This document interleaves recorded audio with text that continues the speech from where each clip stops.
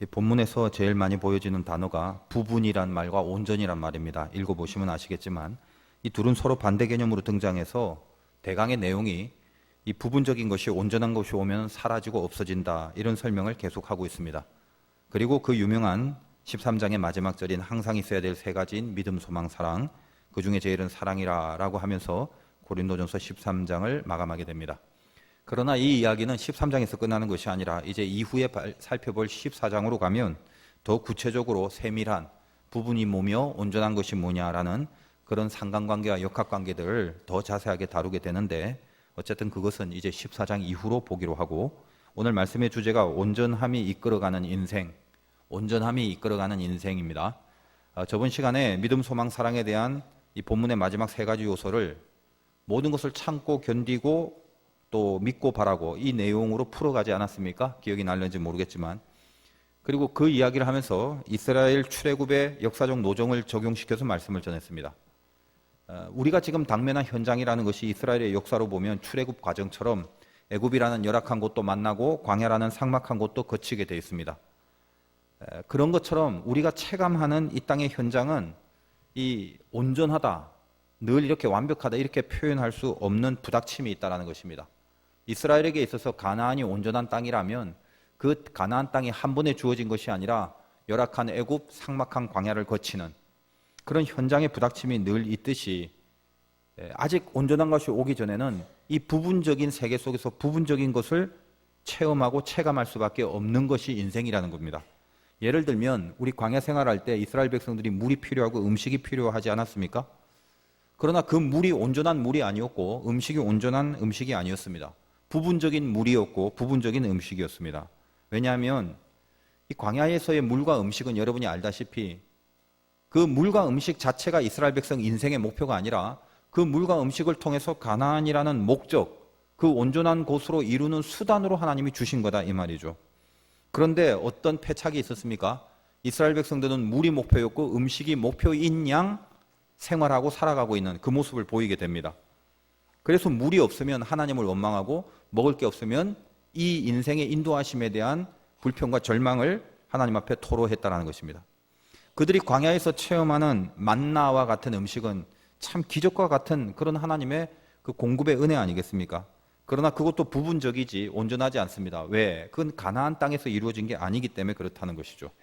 그래서 그들은 이 광야에서 만나를 먹으면서 그 만나에 대하여 왜 이렇게 박한 식물을 주냐? 맛없어 죽겠다. 뭐 좀 다른 메뉴 없냐? 고기도 좀 먹고 싶은데 고기는 왜 안 오냐? 이런 식으로 불평했습니다.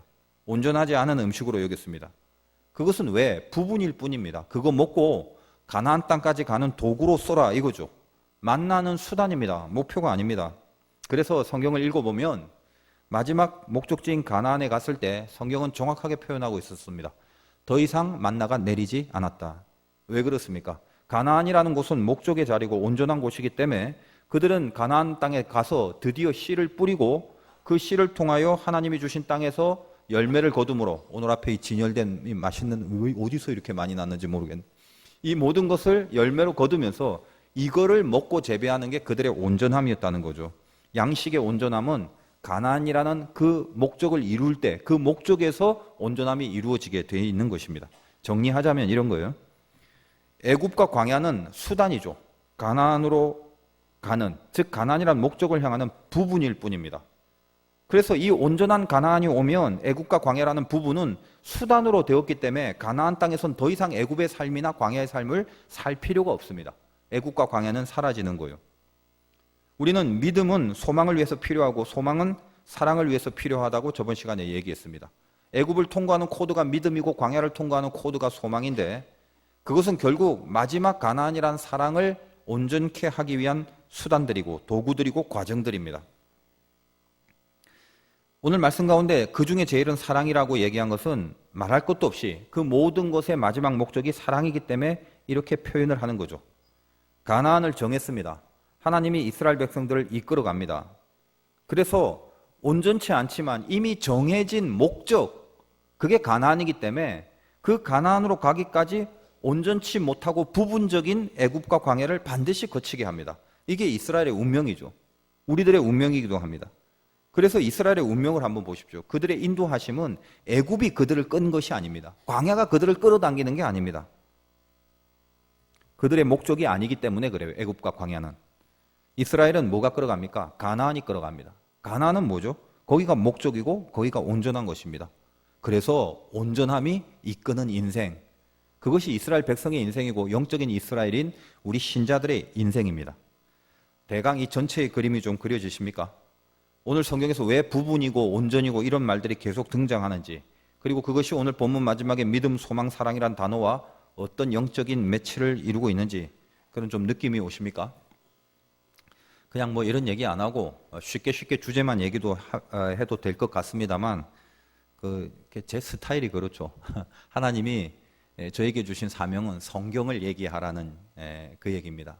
그래서 아무튼 여러분들이 어떤 느낌이 아무튼 오든지 안 오든지 간에 그것은 성령께서 하시는 일이고, 여러분에게 주어진 성경을 하나님이 주신 메시지의 그 철저함 속에 받아들이기 위해서 좀 알아야 되는 구조다라는 거죠. 그러면 이제 이 온전함이 이끌어가는 인생이 우리의 인생이라면 우리 믿음의 사람들은 가나안이 이끌어가죠. 지금 현실이 나를 이끌지 않습니다. 목적, 즉 가나안, 완전한 곳, 온전한 곳, 그 온전함이 나를 이끄는 힘입니다. 그렇게 우리는 끌어가고 있고 끌려가고 있습니다.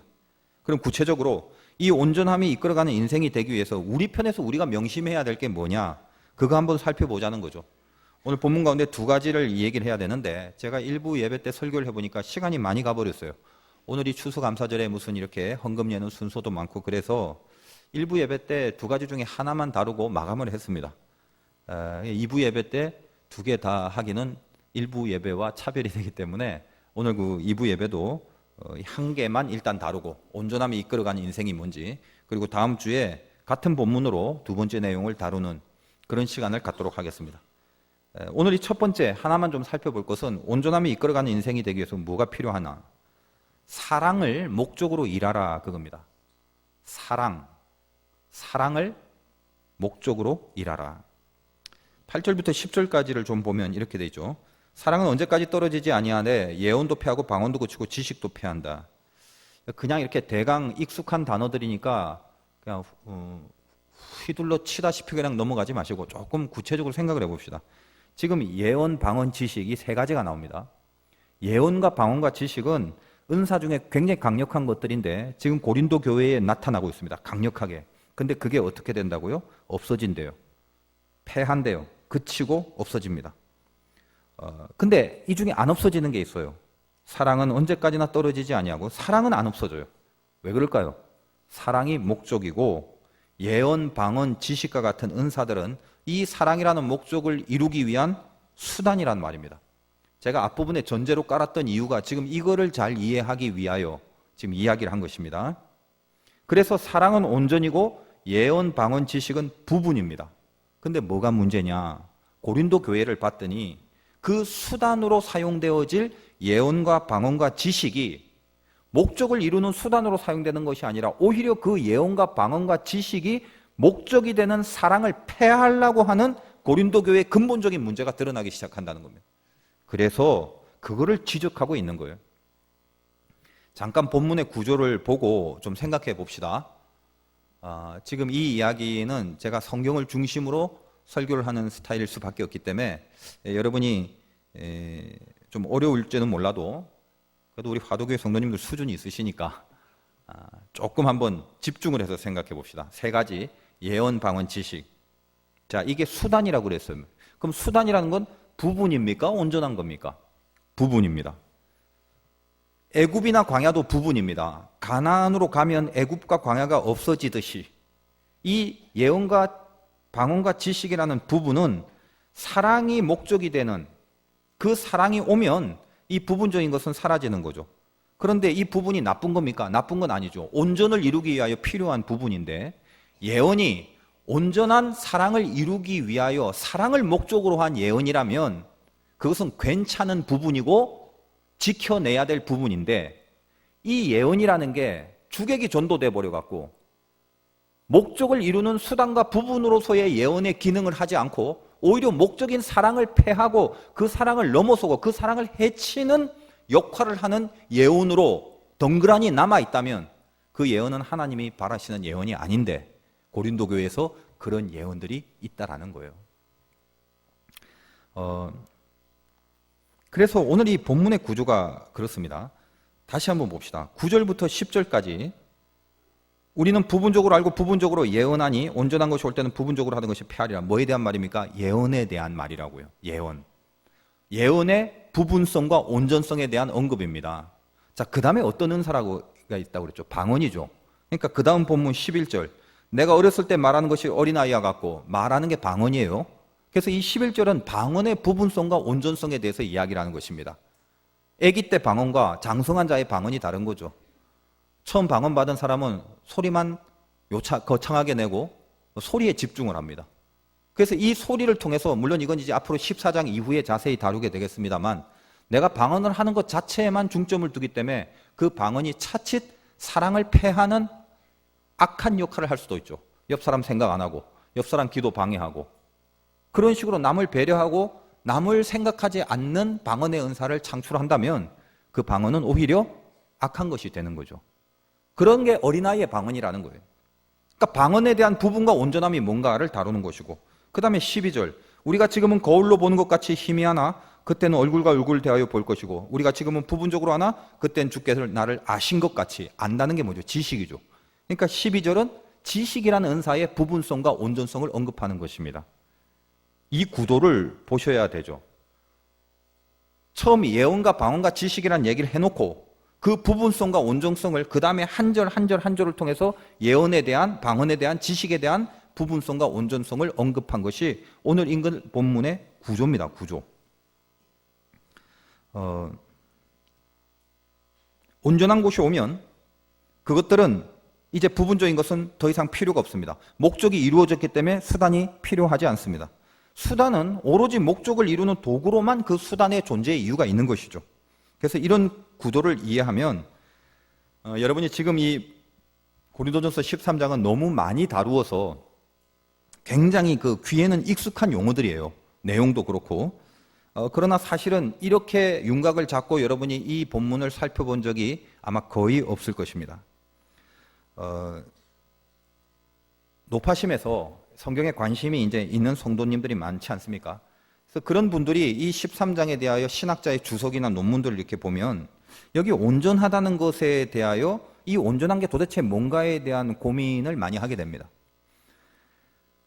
신학자들도 오랜 시간 연구하면서 뭐 여러 가지 설이 있습니다만 대체로 어디에 좀 집중하고 있냐면 이 온전한 것은 마지막 때, 즉 주님 나라가 이 땅에 도래하거나 무슨 하나님 나라의 완성, 심판의 날, 모든 것을 평가하는 최종적인 어떤 시점, 그거를 온전한 것으로 보통 설명을 합니다. 대부분이 그래요. 제가 이제 이런 말씀드릴 때마다 조금은 이제 좀 조심스러운 게, 제가 하나님께로 받은 이제 말씀이 있고, 그건 뭐 주석서나 설명서에는 전혀 없는 말입니다. 근데 일반적으로 흐르는 신학적인 내용이 있지 않습니까? 그래서 그것들을 제가 뭐 틀렸다라고 얘기한 것이 아니라, 사람이 다 완벽할 수는 없으니까. 그러나 일반적으로 혹시 그냥 해석을 대강 해버리다가 어떤 신앙적인 패착을 낳는 경우가 많기 때문에, 그래서 이제 말씀을 드리고 지적을 할 수밖에 없다라는 것입니다. 그냥 성경을 선입관 없이 좀 깨끗한 마음으로 보면 굉장히 간단한 내용들일 것인데, 너무 많은 생각, 그리고 이제까지 학습된 그 내용들이 많다 보니까 그 학습된 내용을 갖고 그 안경을 끼고 살펴보다 보면 쉬운 것도 복잡하게 인식을 하는 경우가 많죠. 그래서 연구하는 사람들이, 설교자들이 혹은 학자들이 이 종말에 대한 이론, 뭐 마지막 때의 징조, 뭐 여기서 저기서 들은 게 많다 보니까 이 온전하다는 개념을 이 땅에는 없다 보니까 추상화시키고 비유화시켜서 마지막 때에 하나님이 이 세상 모든 것을 심판할 어떤 그 새 하늘과 새 땅이 도래되는 그 오메가 포인트, 자꾸 이걸로 보는 거예요. 그러니까 실질적으로 좀 멀어져 버린 얘기가 되는 것이죠. 어떤 패단이 일어나냐 하면 이런 패단이 일어납니다. 이 성경 봐. 종말의 시대, 즉 온전한 때, 앞으로 하나님이 이 땅을 완성하는 그때가 오면 지금 우리도 종말 시대 아니야? 그럼 뭐라고 했냐? 방언, 예언, 그런 은사들은 없어진다며. 근데 아직도 이 종말의 때에 교회에서 뭐 방언 은사, 뭐 예언 은사, 뭐 지식 이런 거 얘기하고 이러면 정상이 아니야. 그런 거 하는 교회는 틀린 거야. 이런 패착이 나오더라는 거예요. 오늘날도 하나님의 은사는 있죠. 왜 없겠습니까? 그런데 혹시 잘못 이해를 해버리면 이 온전한 것을 마지막 때로만 바라보고 있다면 예언과 방언과 지식은 다 없어져야 맞고 그것은 오늘날 이제 일어나지 않는 거다라고 결론을 지어져 버리는 그런 패착이 나타난다는 것입니다. 지금 바울은 이 서신을 쓸 때 아주 깊은 기도와 신랄한 지성을 갖고 이 당면한 현실의 문제를 예리하게 지적해 나가는 심정으로 고린도서를 쓰고 있습니다. 그냥 뭐 졸면서 억지로 그냥 입에 발린 소리, 뭐 이렇게 혀에 익숙한 단어들, 그런 내용들 그냥 읊조리는 그런 게 아니란 말이에요. 예언, 방언, 지식, 그 은사들이 왜 지금 이 현장, 즉 그 당시에 가장 그 아주 리얼한 현실인 그 고린도 교회, 거기에 왜 문제가 되는가를 분명히 지적하는 바울이 아주 정신 바짝 차리고 써내려가는 본문이라는 거예요. 그러니까 이 구조가 세팅이 되는 거예요. 전혀 연관관계 없이 나오는 대로 뱉은 말들이 아니라는 겁니다. 사랑이라는 목적 때문에 그 사랑을 이루기 위하여 도구로 주신 은사인 예언과 방언과 지식이 목적인 사랑을 오히려 짓밟아 버린다. 사랑이라는 목적을 이룰 수 있는 예언이 그 목적을 이룰 수 있는 기능으로서 그 부분으로서 예언이 쓰여져야 되는데 그런 기능 자체가 없이 예언을 사용한다면 이 예언은 잘못된 것이다. 그래서 10절에 온전한 것이 할 때 그 온전함과 11절에 그때는 장성이란 말을 온전한 말로 대신했고 12절에 또 온전함, 이 각각의 절에 있는 온전이라는 것은 몽통거리 같은 개념이 아니라 10절에 있는 온전은 예언에 대한 온전함이고 11절은 방언에 대한 온전함이고 12절은 지식에 대한 온전함을 말한다고 이해를 일단 하셔야 된다는 것입니다. 물론 이제 이렇게 볼 수는 있습니다. 이 온전하다는 게 결국은 어때요? 궁극에 가면 온전한 방언, 온전한 지식, 온전한 예언, 그 온전하다는 건 이 땅에 없기 때문에 그냥 궁극으로 보면 궁극적 상징으로 이 온전한 모든 은사, 온전한 방언, 온전한 지식, 온전한 예언은 다 어떤 하나님 세계이기 때문에 하나님 자체나 그리스도 자체를 지시하고 있다. 뭐 이렇게 그냥 대강 생각해 버리면 뭐 그것도 썩 틀린 건 아닙니다만 좀 더 분명하고 확실한 것은 여기 온전이란 표현은 각각의 예언과 방언과 지식에 대한 사랑을 목적으로 하고 사랑이 담겨져 있는 은사로서 그리고 사랑으로 정확하게 가는 하나의 수단으로서의 예언과 방언과 지식의 역할을 충분히 하는 그 온전성을 의미한다. 이 정도로 일단 이해를 해 주시길 바라고, 그리고 다시 이제 9절과 10절 부분을 보겠습니다. 우리는 부분적으로 알고 부분적으로 예언하니 온전한 것이 올 때는 부분적으로 하던 것이 패하리라. 그렇다면 지금까지 말씀드린 것을 토대로 여기에 있는 부분이라는 곳에 수단이란 단어를 집어넣고 온전이라는 곳에 목적이란 말을 넣어서 다시 읽어보면 결론이 뭡니까? 목적이 오면 수단은 패하리라 이 말이에요. 근데 만약에 수단을 살리고 목적이 패하면 그건 뭐다? 죄다는 거예요. 그 잘못이다. 교회가 그러고 있지 않나 보라는 것입니다. 이쯤 하고 이제 여러분의 삶을 한번 살펴봅시다. 우리 인생에 적용하는 게 제일 중요하죠. 여러분 다 일합니다. 가정주부도 가정에서 일을 하고 직장 생활도 하고 여러분의 나날이 다 일이죠. 그게 지금이든 아니든. 근데 여러분이 신자라면 지금 사랑으로 일하고 있는지 보라는 거예요. 가정뿐만 아니라 직장뿐만 아니라 세상뿐만 아니라 교회에서도 보세요. 교회에서 특히 뭐 직분 맡은 사람, 저도 목사 아닙니까? 목사란 직분으로 일하는 사람 뿐만 아니라 얼마나 많은 사람들이 다 직분들이 있어요. 어때요? 내가 사랑으로 일하고 있는 건 맞습니까? 여러분들이 갖고 있는 달란트 혹은 보직, 지위, 그게 다 뭐다고요? 수단. 근데 뭐 하려고 있는 수단이라고요? 목적인 사랑을 이루라고 주어진 부분에 불과한 것이에요. 일이 힘든 사람들 있죠?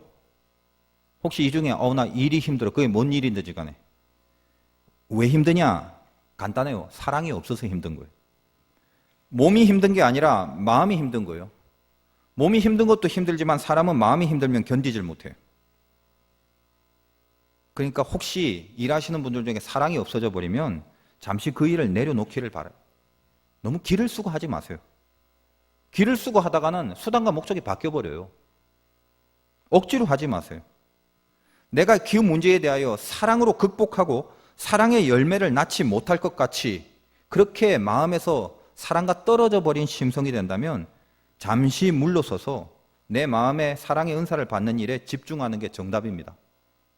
제가 목사인데 사랑 없이 일을 한다, 억지로 일을 한다, 마지못해 일을 한다, 돈 벌려고 일을 한다, 이것처럼 하나님 보시기에 말도 안 되고 목적과 수단이 바뀌어지는 그런 일이 어디 있겠습니까? 제 마음에 사랑이 없으면 내려놔야죠, 일을.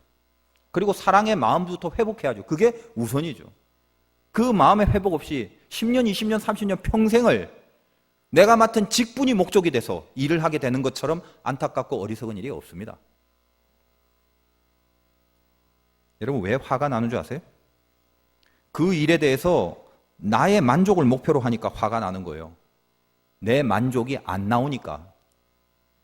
가나안은요, 온전한 곳입니다. 이건 뭐 하는 곳이라고요? 사랑으로 일하는 곳이에요. 거긴 목적입니다. 내 만족을 위해서 뛰는 필드가 아니란 말이에요. 신자들이 어떤 일을 하든지 간에 교회 일뿐만 아니라 세상에서 직업의 일이나 가정의 일도 모든 일도 전부 다 마찬가지입니다. 신자는 자기 만족을 위해서 일하기로 부름받은 사람이 아닙니다. 명심하세요. 여러분, 가나안의 싸움을 보세요.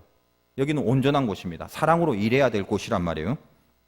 여리고 같은 엄청난 도성을 만납니다. 그 여리고를 무너뜨리는 일을 할 때 그들은 자기 만족을 목표로 무너뜨리지 않습니다. 하나님을 사랑하는 마음으로 하나님이 하라는 대로 하나님의 만족을 위해서 순종합니다. 그게 사랑이죠. 하나님이 뭐라고 얘기하냐면 말도 안 되는 방법으로 뺑뺑이를 돌래요. 그 난공불락의 여리고를. 만약 그들이 자기 만족을 목표로 여리고를 무너뜨리겠다라고 했다면 절대로 뺑뺑이 돈 사람 없었을 것입니다. 근데 그들은 마음이 어떻게 됐다고요? 애굽과 광야를 거쳐서 믿음과 소망을 거쳐서 수단과 과정을 거쳐서 이 목적으로 온 사람들이기 때문에 여리고에서 승리할 수 있었죠. 사랑으로 일할 수 있었습니다. 하나님을 사랑하는 마음으로 하나님의 말씀에 순종하는 자리로 간 거죠. 그게 사랑으로 일하는 거란 말이에요. 그러나 그 다음에 하나님은 우리들에게 귀한 교훈을 주죠. 난공불락의 여리고도 사랑으로 일하니까 무너졌는데 그 다음에 만나는 아이성은 아무것도 아닌 조그만 건데 실패하죠.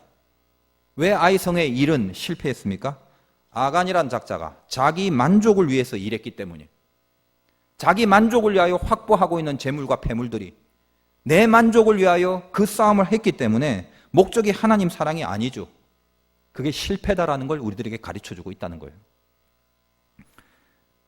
힘든 이 세상에 혹시 자꾸 이것저것 하다 말다 그러는 분들도 좀 있죠. 얼마나 안타깝습니까? 이 어려운 시대에.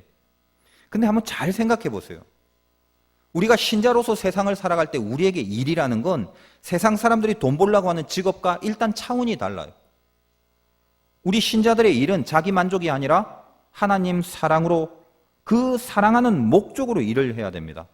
여러분, 일하면서 평생 그런 거 생각하고 일해 보신 적 혹시 있습니까? 있다면 잘하신 거고요. 없다면 이제부터 하셔야 돼요. 이 세상 사람들, 남들은 피곤하고 힘들고 그러다 보니까 대강 하고, 그렇게 대강 하다가 조건이 더 좋거나 돈이 좀 더 되는 것 있으면 금방 그쪽으로 가고 그곳에 집중을 하느라 혈안이 돼 있잖아요. 우리는 일을 할 때 당연히 우리도 돈 때문에 일합니다. 돈 벌어야 되잖아요. 근데 세상 사람들과 다른 게 있어요. 우리는 하나 더 있다고요. 돈보다 더 센 거가 있어요. 그 더 센 거에 붙들려서 일하기로 불림을 받았습니다. 그 센 거 놓치면 안 돼요. 그러므로 여러분이 하고 있는 일을 하나님 사랑하는 마음으로 해봤는지를 점검해 보셔야 돼요. 다 돈을 위해서 일을 하지만 더 센 거 그거 붙들어야 돼요. 나는 이 일을 하나님 사랑하는 마음으로 사랑으로 일하기로 불림받았다는 거, 그 의식을 갖고 임해 보셨습니까? 그래서 그 일을 할 때 기도하면서 해보셨어요? 그리고 기도로 마감해 보셨습니까? 아니면 세상 사람들과 똑같은 불평과 원망과 녹두리로 그 일에 대하여 세상적인 평가와 비판으로 끝나고 그렇게 동일하게 세상 사람들과 살아가진 않았습니까? 만족스럽지 못할 수는 있겠죠. 그러나 그 일에 대해서 사랑으로 일하라는 것은 기도하면서 시작하고 기도로 마감하고 늘 기도의 교류 속에 그 일과 교통이 있냐 이 말이에요. 그리고 그 일을 정말 하나님 사랑하는 일로 했다면 여러분은 그 일에 대하여 적든 많든 그 소득을 하나님 앞에 정직하게 드려보셨습니까? 그 일을 정말 하나님을 사랑하는 마음으로 했다면 그 일을 통해서 많은 사람들이 그 일을 하는 나를 보고 하나님을 느낄 수 있게끔 바르게, 곧게, 옳게 하셨나요? 살펴보시란 말이에요. 세상 사람들은요, 거짓으로 해도 승진 잘하고 거짓으로 해도 돈도 잘 벌고 그러기도 합니다. 재수 좋으면 그럴 수 있어요. 그래서 재수, 아싸 재수 이래요. 근데 우리는 뭐예요? 재수? 이런 거 우리는 없어요. 우리는 온전함이 이끌어가는 하나님의 섭리 속에 살기 때문에 우리에게 재수는 적용 안 돼요. 그런 거 없습니다. 그래서 그런지 이 세상 사람들이 우리 보고 예수쟁이 재수 없다고 말하잖아요. 어떻게 그 진리를 아는지 모르겠어요. 우리는 재수 그런 게 적용이 안 돼요. 우린 재수가 없어요. 그 말이 맞는 말이에요. 지진 때문에 수능이 한 주 연기돼서 이번 주에 수능 보는 친구들이 있죠. 세상 학생들은 공부 잘하려면 악으로 깡으로 도끼로 해야 돼요. 그래서 내가 세상에서 남을 짓밟고 일어나려면 악으로 깡으로 공부해야 됩니다. 그런 애들이 공부 잘하게 돼 있어요. 근데 우리 예수 안에 있는 학생들은 어때요? 점수가 얼마나 오는지는 모르겠지만 적어도 더 센 거 하나가 있어야죠. 내가 공부하는 이유가 하나님 앞에 쓰임받을 동기를 갖고 공부를 해야 되잖아요. 부모님들 그렇게 가르쳐 봤습니까? 자녀들을? 성적 안 나온다고 그냥 야단만 치는 게 아니라 방법 아시겠죠? 사랑으로 일하라는 이 깊은 심정을 토로하는 바울의 마음이, 이 우리 삶의 자세이기 때문에, 우리 삶의 근본적인 자세, 근본적인 마음가짐이 그래야 되기 때문에 그렇습니다. 여러분 모세를 보세요. 나이 80에 모든 것이 열악합니다. 아무것도 할 수 없어요. 근데 그때 하나님이 일 시키죠. 얼마나 궁시렁거립니까? 엉금엉금 기어서 가는 거 같죠? 막 못해 먹겠습니다. 뭐 말주변도 없습니다. 그래도 보낼 만한 자를 보내소서. 하나님이 열받으셔갖고 말이에요. 어쨌든 그래도 막 궁시렁궁시렁 하면서 갑니다. 출애굽 지도자의 사명을 받듭니다. 근데 출애굽기를 읽어보면 억지로 가는 것 같고 막 할 수 없이 짜증내고 가는 것 같고 그렇습니다만 제 생각은 달라요. 모세는요, 나이 80이면요, 뭐 그렇게 큰 자극도 없어요. 뭐 불이 있기에는 너무 힘든 나이죠. 뭐 그냥 하나님하고 느긋하게 여유 있게 대화할 수준의 짬밥입니다. 80 정도 되면. 근데 뭐요? 가요. 그냥 그게 희한해요. 저는 생각합니다. 왜 그랬을까? 모세는 민족을 사랑했어요. 이스라엘에 대한 사랑이 있었어요. 하나님이 돌보는 히브리 민족에 대한 사랑이 살아 있었어요. 그때까지. 히브리 민족을 품고 계신 하나님이 이 모세가 속한 이 히브리 민족은 하나님이 품고 있는 민족이라서 그 교육을, 그 의식을, 그 마음을 어릴 때부터 갖고 있었어요. 여러분 알다시피 모세는 이 바로의 궁정에서 키워집니다만 그의 유모가 친모가 되는 기가 막힌 섭리가 있지 않습니까? 뭐 말하려면 길고, 그 모세의 친엄마가 요게벳인데 그 요게벳이라는 이름의 뜻이 하나님은 영광이시다, 그런 뜻을 가지고 있어요. 그래서 모세가 어릴 때부터 이 요게벳이라는 엄마가 참 지혜로운 신앙인인데 뭐 그거 다 설명을 할 수는 없고 늘 이 모세를 키우면서 하나님을 가르치고 히브리 민족을 교육했습니다. 그래서 이 모세의 마음엔 나이 40이 될 때까지 팔팔할 때 깊은 곳에 민족을 사랑하는 사랑이 있었단 말이에요. 그래서 어느 팔팔한 젊은 날 애굽 사람이 히브리 사람을 치는 걸 본 거죠. 그래서 그 애굽 사람을 히브리 민족을 사랑하는 마음으로 애굽인을 쳤는데 그 애굽인이 뭐 죽어버립니다. 근데 그 장면에 보면 이렇게 돼 있어요. 그 애굽인이 히브리인을 치려고 하는 그 히브리인 그 옆에 어떻게 썼냐면 곧 자기 형제 이렇게 돼 있습니다.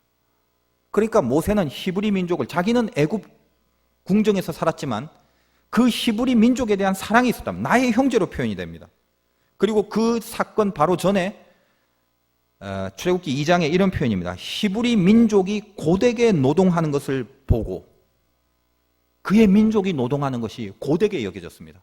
남의 민족, 나하고 상관없으면 그런 마음이 안 들겠죠. 자기 민족에 대한 사랑이 있기 때문에 그 노동과 노예의 삶을 고되게 느꼈고 자기 민족을 해치는 애굽인에게 반감을 갖고 있는 마음, 그게 어렸을 때부터 엄마로부터 하나님을 배우고 히브리 민족의 혼을 배웠던 모세의 마음이에요. 그 민족을 사랑하는 거예요. 모세는 이미 가슴 속에 그 사랑이 있었습니다. 그래서 나이 80인데도 억지로 가는 것 같지만 어때요? 결국 가잖아요. 그 안에 사랑이 일을 하는 거예요. 사랑이. 제가 왜 이 말씀을 드리냐면 그와 반면에 대조적으로 요나 같은 사람 보세요. 그토록 하나님이 니느웨 가라고 하지만 요나는 니느웨를 사랑하지 않습니다. 왜? 그 나라 원수 같은 이방 나라인데 혹시나 그 원수 같은 나라가 내가 복음 전해갖고 은혜 받아서 다 구원받으면 어떡해? 이거죠. 여러분 인간이 어떤 존재냐 하면요. 사랑이 없어져 버리면 옆 사람 은혜 받고 있는 것도 불쾌하게 생각합니다. 은혜도 경쟁으로 여기는 게 인간이에요. 은혜 받는 건 좋다는 건 어디서 알아가지고 은혜가 나한테 안 오고 막 옆 사람한테 가면 은근히 화가 나고 화가 치미고 그래서 옆 사람이 은혜 받으면 그 감사하고 좋아하고 축하해주고 그래야 되는데 나는 멍뚱멍뚱한데 잡생각만 들고 그러는데 막 옆에서 은혜 받고 눈물 흘리고 콧물 흘리고 그러면요. 저 왜 저리 저 호들갑더냐고 핀잔 주고 그런다니까요. 인간의 마음이 그래요. 예언은 하나님의 말씀을 대언하는 건데 그 예언에 사랑이 없으면 어떻게 되는 줄 아십니까? 그 하나님의 말씀이란 형태를 빌려서 그 사람을 심판하고 정죄하는 도구로만 사용된다고요. 그러면 하나님의 말씀이 더 이상 아니에요. 예언이라는 형태를 띠지만 그 안에 인간의 사심이 들어가면 예언은 변질이 되고 인간의 생각을 말하게 되고 자기 욕심을 이루려는 도구로 하나님의 말이 아닌 자기의 말을 하게 되므로 그 예언의 형태가 사단의 도구로 전락되어 버립니다. 목사님 저도 설교도 예언의 하나죠. 하나님의 말씀을 맡은 게 예언이라는 뜻이니까. 그런데 사랑이 없고 하나님 앞에 집중하는 사랑이 없고 설교를 듣는 교우들과 양들에 대한 사랑이 없어버리면 예언이란 형태를 이용하여 내 욕심을 채우고 내 만족을 정가시키는 사적인 나의 말에 불과하는 설교가 될 수 있습니다. 조심해야 되는 거죠. 우리 교우님들도 마찬가지예요. 예언이라고 뭐 점치듯이 어디 이상한 데 가서 자꾸 뭐 들으려고 하지 마시고요. 여러분이 그렇게 알고 싶으면 그런 데 가서 들으려고 하지 말고 저를 찾아오세요. 복채 들고 오시면 다 가르쳐 드릴게요. 하나님 말이 아닌데 지 욕심을 이루려고 귀를 기울이고 있거나 이미 온전한 하나님의 말씀이 우리들에게 주어졌는데도 불구하고 스스로도 자기 생각과 자기 당착에 빠져서 그것을 하나님의 말이라고 착각하면서 살지 말라는 거예요. 힘든 거 압니다. 근데 명심하세요. 여러분이 힘든 거는 예언이 없어서 힘든 게 아니라 사랑이 없어서 힘든 것 뿐이에요. 요나는 그 니느웨 선교하는 일이 세상에서 제일 힘든 일이었어요. 왜 세상에서 제일 힘든 일이었을까요? 사랑이 없으니까. 그 사랑하지 않으니까. 그래서 결국 다시스로 톡 껴버려요. 모세는 엉금엉금이라도 가죠. 왜? 사랑하니까. 사랑이 일하니까. 요나는 사랑하지 않으니까 도망가 버린다고요. 하나님이 분명히 얘기를 했는데도. 그래서 바다 깊숙이 물고기 배 안에 갇히게 되지 않습니까? 거기서 어떤 깨달음과 어떤 반전이 일어납니까? 내가 주의 목전에서 쫓겨났을지라도 다시 주의 성전을 바라보겠나이다. 다시 하나님을 향한 사랑을 회복하니까 물고기가 요나를 토해내지 않습니까? 그래서 니느웨로 다시 향하게 됩니다. 그러니까 비교해 보세요. 모세는 힘든 조건이지만 사랑이 있어서 순종하게 되죠. 요나는 편한 조건인데도 사랑이 없으니까 불순종하게 되죠. 일은 사랑으로 하는 거예요.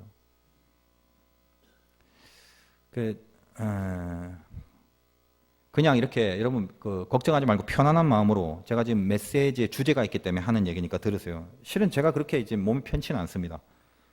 이번에 제가 아주 새록새록 느끼는 건데 이렇게 몸이 감당이 안 되고 안 좋으니까 지금 이제까지 제가 목회를 하면서 설교와 기도를 얼마나 많이 합니까?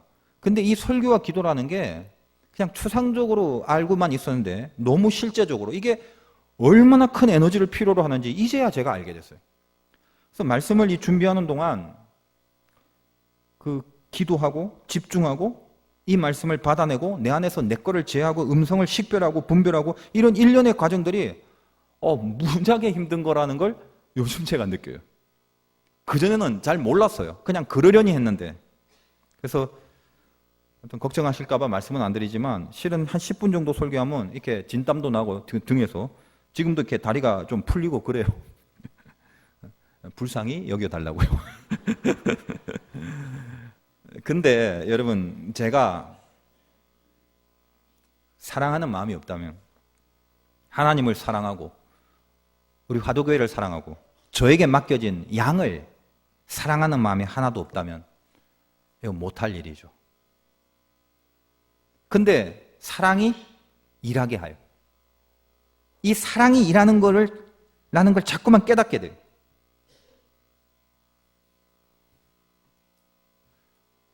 저를 불쌍하게 봐달라는 얘기가 아니라 제가 이렇게 애를 쓰니까 여러분 오늘 특히 더 이 말씀이 이렇게 애쓰는 이 노력 가운데 있으니까 사랑하는 마음으로 얘기를 하고 사랑하는 마음으로 설교를 하니까 특별히 이 말씀이 오늘 그 여러분의 신비에 좀 새겨지길 바라요. 사랑을 목적으로 일하세요. 사랑이 일하게 됩니다. 오늘 추수감사절인데 그 유래에 대해서는 얼마나 많이 들었어요. 매번 절기마다 들었죠. 웬만하면 다 알아요. 영국 청교도들이죠. 신앙자유 찾아 메이플라워 배 탔죠. 102명 1620년에. 그리고 지금 미국의 동북부인 매사추세츠에 들어오게 되죠. 들어올 때부터 첫 겨울을 맞았는데 추위와 식량 부족과 풍토병으로 102명 중에요 거의 절반이 죽습니다. 여러분 그 절반 가운데 누가 들어가요? 가족, 형제, 내 엄마, 아빠, 내 아들, 딸 죽는다고요. 여러분 그 마음 알잖아요. 근데 다행히 살아남은 그 사람들이 인디안 원주민에게 근근히 도움을 받아서 옥수수 같은 걸 재배하는 법을 알게 돼요. 그래서 그 어려운 가운데 그 옥수수 같은 곡식을 재배해서 첫 열매를 너무너무 감사하여 그 없는 와중에 하나님 앞에 드리고 축제를 열게 되는 그 예배가 추수감사절의 전통이 됐죠. 오늘 그런 예배라고요. 얼마나 힘든 현실이에요. 그러나 그들이 당하는 고난과 배고픔과 그 아픔과 고통은 오늘 성경에 말하면 부분밖에 안 되는 거예요. 그들에게 있어서는 고난이 전부가 아니었어요. 배고픔이 그들의 전부가 아닙니다. 그거는 부분에 불과한 거예요. 그들의 마음속엔 뭐가 있었냐? 온전한 게 있었어요. 그 온전한 하나님 때문에 이 기나긴 여행을 통해 신앙을 찾아 믿음을 찾아 지금 미국의 조상의 자리에 그들이 서 있는 것입니다. 그래서 그 힘겨움과 그 고난 가운데 고린도전서 3장 6절과 7절에 보면 꼭 같은 바로 이 말을 이렇게 표현한 것 같은데 나는 심었고 아볼로는 물을 주었으되 오직 하나님께서 자라나게 하셨나니 이 모든 것의 마지막 결론이 온전한 것이 하나님이란 걸 알고 있었기 때문에 그들이 당하는 배고픔과 아픔과 고난들을 부분으로 여겼지 그걸 전부로 보지 않았습니다. 그들에게 있어서 전부는 그 안에 함께 하신 온전한 하나님이었다는 거예요. 그러므로 그들은 그들의 열악함을 원망하지 않았습니다. 그리고 그 첫 수확을 지들 먹기도 바빠 죽겠는데 하나님 앞에 드립니다. 그 배고픔과 그 열악함이 있지만 그들이 처음으로 한 것은 그들이 등 따시고 배부르기 위한 어떤 구조를 세팅한 게 아니라 교회를 짓고 신학교를 세운단 말이에요. 그 와중에 학교를 세워요. 그 학교 왜 세웠어요?